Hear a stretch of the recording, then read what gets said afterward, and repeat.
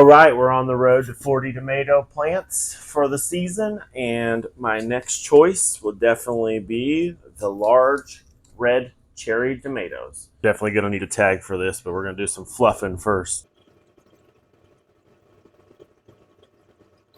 Little hole in the center there. About a ½ inch deep, but I am fluffing, trying to fluff it all the way to the bottom so that way the taproot has something soft to go through. So these like it to be 65 to 80 degrees for the soil temperature. Ours did pretty good in 90 degrees last year. They're in zone 6B. So, I mean, if you're a little warmer, this might be a cherry tomato for you. It grows pretty large, about yay big and round, about a golf ball sized to cherry tomatoes. And they're really bright red, and they really have a great flavor, and they go well on salads. And, you know, you can even slice them into like little biters for sandwiches and stuff if you don't have anything, you know, you've got a surplus of these. We also used them, we juiced them, we made paste out of them, we made tomato powder out of them, because these little suckers go crazy when they start taking off, because they are an indeterminate tomato.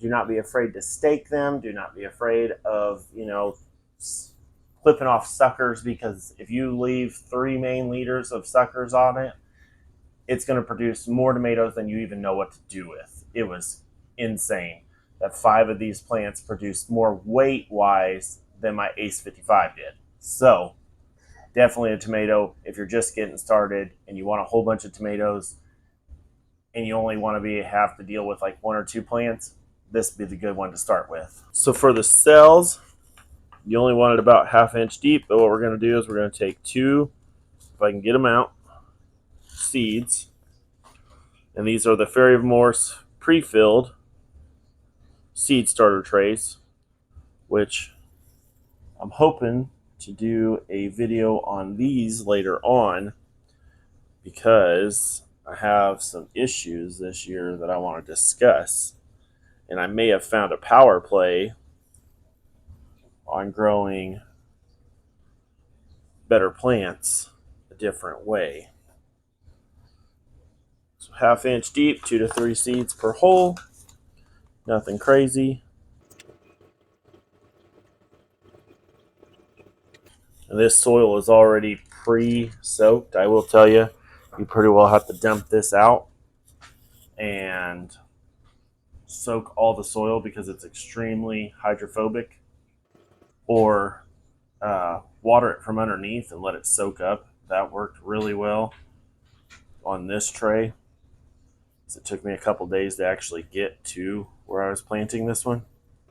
Then I don't put a cover on it. I just make sure that there's water in the bottom of it. There's these little grooves, and you just look at it, and I just make sure there's water in there consistently.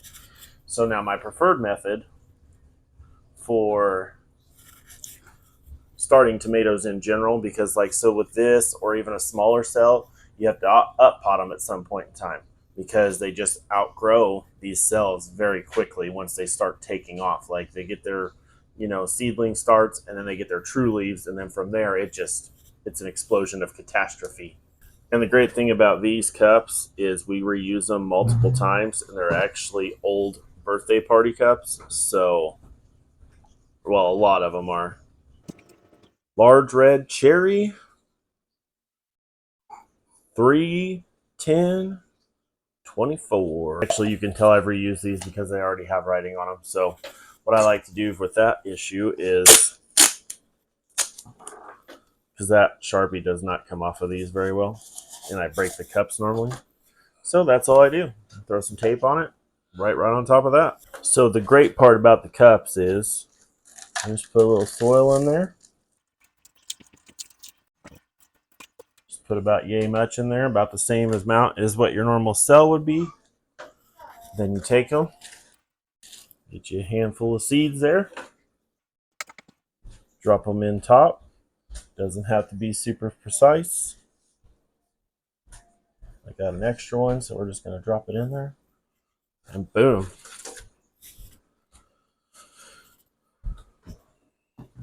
We're going to take a little bit more of our soil, about ½ inch, drop it on top of there, like so. Another one that doesn't have to be precise. I actually started some projects that I was working on to see how they would grow. And so using my personal soil, I ended up accidentally growing tomatoes, and they came up through a whole cup. Like the seed was apparently somewhere down in that general vicinity. And I mean, that's every bit of almost 3 inches of soil that they came up through, broke surface, and now I have them actually transplanted into 3-gallon pots. And some of them look great, and then some of them aren't. So I wouldn't suggest doing that on purpose, but if it happens on accident, you can save those tomatoes, and it's pretty awesome. So now we're just going to take our handy dandy saran wrap, which the box took a dump, so I got to do it this way, but it works. Nothing super precise here. Cut your saran wrap, throw it on top. I don't do a whole lot of watering over the top of these. I do water from underneath, so it's a little more convenient that way. That's why I use these big silver trays too, because they reflect the light back up. So I don't have to use as many lights to get adequate light to my plants. Now, if they start looking leggy and stuff, I'll add more lights and, I'll change things around, but I typically catch that before it becomes a problem. With these cherry tomatoes, it seems like they immediately are just leggy all the time because they just go insane. All right, and there you go. We'll put these underneath the lights. I don't use a heat lamp or anything like that or heat mat or anything like that, because I'm growing everything in my house on a shelf, so it's typically 70 degrees in this house at all times, so we don't have too much concern there. Like I said, I'll fill some water into the tray. It'll water these for me. As the humidity rises, the seeds will come up in about 7 to 10 days. When you go to transplant, you want to keep them anywhere from 24 to 36 inches apart, and you want to plant them in full sun. If you like the content, go ahead and hit the subscribe button, and we'll see you in the next